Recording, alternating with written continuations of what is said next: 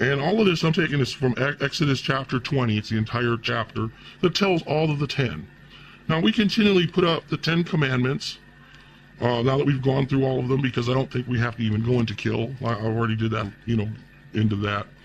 But let's examine the fact that Christians call it 10 commandments. First of all, it is not 10 commandments. Jesus added 2 commandments. So, Christians, you're totally wrong there. You haven't read this book. Do you preachers read this book? Any of you? I don't think you have. Because if you've read the book, you wouldn't be preaching what you preach. Things would be different. You would be giving to the poor, handing out to people. You wouldn't be hoarding money and worrying about whether or not you're wearing a nice suit on Sunday. You'd be out there giving money to the poor. Now, I'm not asking for anything. If that's what people are thinking this is about, is all pity me. I'm fine. I love my life exactly how it is. I don't have the stress of a lot of money, and I don't want it. It would probably make me do bad things if I had it. I'm willing to admit that. Are all of you who go to church every week and try to do this stuff to be so nice? And I'm going to bring up one person who owns houses here in town and has started a little house. I won't say what it is, but we'll just say it's the house where you help people. A message to you personally from me: you go to church, you have opened this little house to help criminals get back on the street.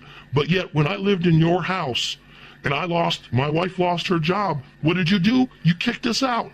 How can you say you're a Christian because you help a few worthless criminals, and some are good people, but you've helped worthless ones too, I'm sure, because 50% of them are right back in. They have not been rehabilitated. But you help these worthless people and good people, but I'm stressing worthless because you kicked good people out on the street that paid you.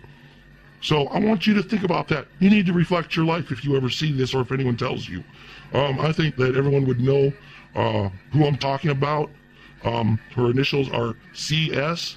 So she owns a shop on the square and several other things, her and her husband. So I think we all know who I'm talking about.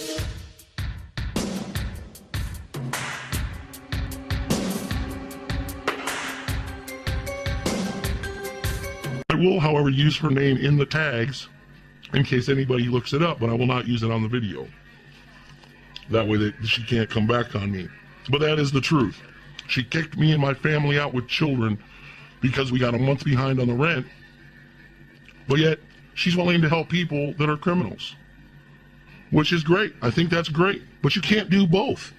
You can't. You got to do both. I'm sorry, you got to do both. You can't go one way with one thing and one way the other. And that goes right down to where the Lord said,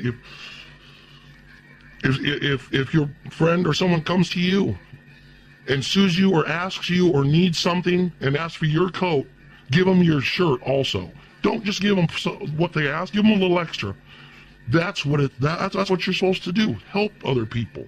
And part of that goes along with what Jesus said in Matthew 23, verses 34 to 40. This is not a sermon.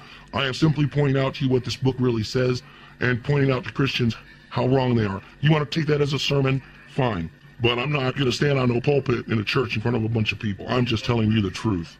I know preachers. My whole family's preachers. I hope my uncle watches this. Maybe, he might agree with it. Maybe we can get him on here one time and we can have a little debate or something. I don't know. He's a good man, but I don't believe in the church. And all of that, we're going to go through all of this. This is going to take a long time. There'll be a lot of these if you keep watching them. But we're going to go back to Matthew 23, where Jesus, to give the story, the Pharisees and the Jews didn't want to believe in Jesus.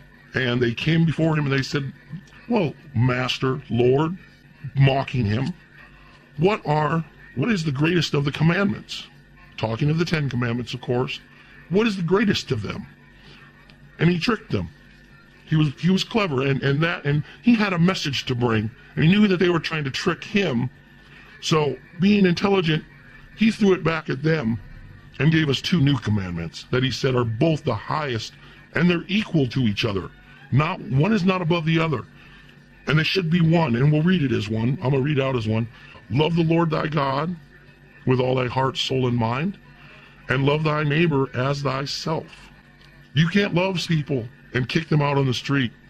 You can't love people and fire them from their jobs or not give them a job because you don't like them.